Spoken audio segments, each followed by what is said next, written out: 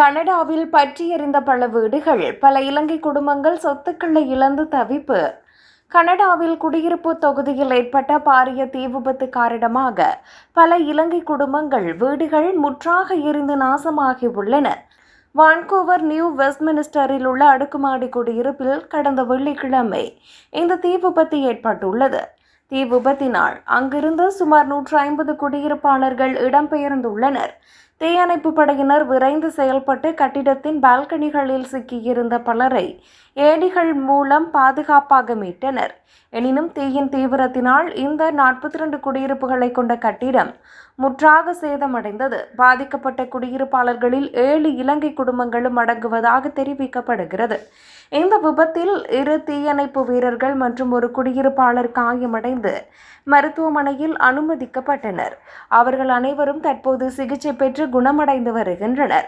பலரது ஆவணங்கள் மற்றும் உடைமைகள் அனைத்தும் தீயில் எரிந்து சாம்பலாகின.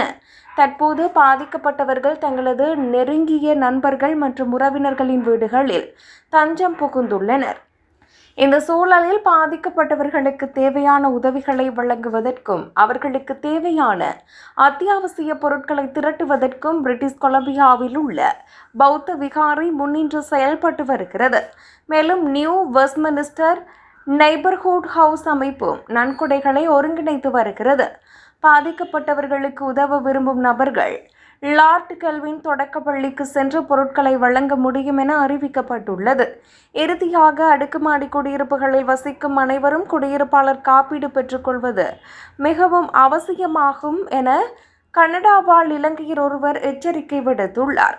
அத்துடன் முக்கியமான ஆவணங்களை இத்தகைய எதிர்பாராத அவசர காலங்களில் பாதுகாக்கக்கூடியவாறு பாதுகாப்பாக வைத்திருப்பதன் முக்கியத்துவத்தை அனைவரும் உணர்ந்து கொள்ள வேண்டும் எனவும் அவர் சுட்டிக்காட்டியுள்ளார்.